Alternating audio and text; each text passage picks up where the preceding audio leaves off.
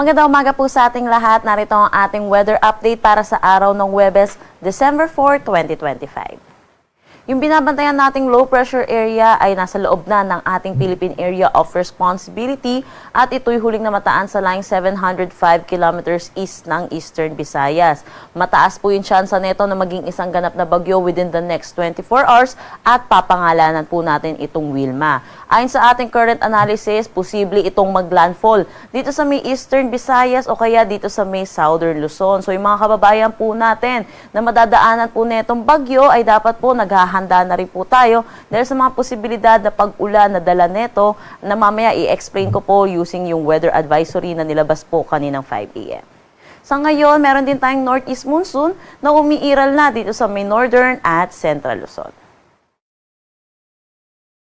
Para sa magiging panahon natin ngayong araw dito sa Luzon, dulot netong shear line, makakaranas ng maulap na papawiri na may mga kalat-kalat na pag-ulan dito sa may Catanduanes, Albay at Sorsogon.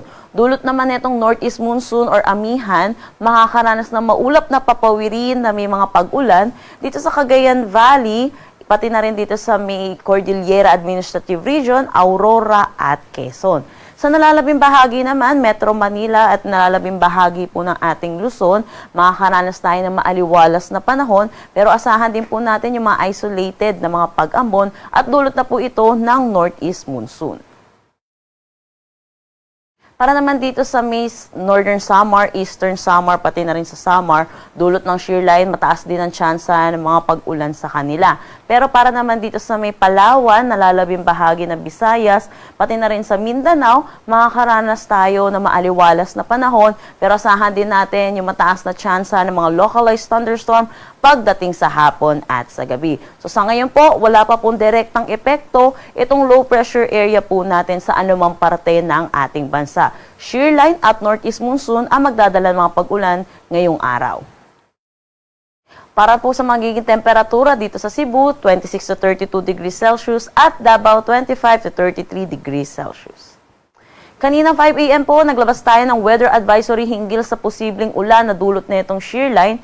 Ngayong araw, inaasahan natin 50 to 100 millimeters of rain dito sa may Catanduanes, Albay, Sorsogon, Northern Samar, pati na rin sa Eastern Samar. So pinag-iingat po natin yung mga kababayan po natin, lalo na po yung mga may nasa low-lying areas dahil sa mga posibilidad ng mga pagbaha, pati na rin ng mga pagguho ng lupa. Para naman bukas, ito po, posibleng lumapit na po yung low pressure area po natin or bagyo na po siya neto at this time. Pero may epekto pa rin po itong shear line natin, kaya makakaranas pa rin po ng 50 to 100 millimeters of rain ang malaking bahagi ng Bicol Region, Eastern Visayas, pati na rin dito sa Negros Island Region, pati na rin dito sa may Central Visayas. So pinapaalalahanan nga po natin mga kababayan po natin na maghanda dahil sa pagdating po or pagdaan po na itong susunod po nating bagyo. Para naman sa Saturday, December 6, ito po yung araw na pagtawid po niya. Nakikita po natin na bawasan na rin po yung mga pag-ulan dito sa may Eastern Visayas at concentrated na lamang po ito dito sa may Western, Negros Island Region, Central Luzon, pati na rin dito sa may Bicol Region. Ito po sa Bicol Region, dulot po ito ng shear line, and then dito po sa Kabisayaan ay dulot naman po ito ng low pressure area or ng magiging next po nating bagyo. Sa mga susunod na araw, inaasahan din po natin, dadami pa po itong lugar po natin habang patawid po ito ng ating kalupaan.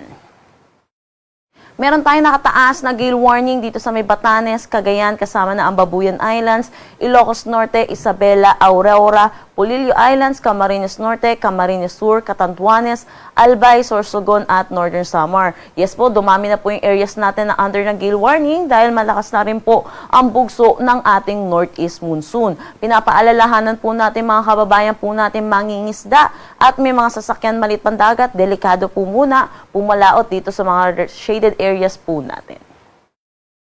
Ang sunrise mamaya ay 6:07 a.m. at ang sunset mamaya ay 5:26 p.m. Para sa karagdagang impormasyon, bisitahin ang aming mga social media pages at ang aming website pag-asa.dost.gov.ph. At yan po muna ang latest dito sa Pag-asa Weather Forecasting Center. Chanel Dominguez po, magandang umaga at ingat po tayong lahat.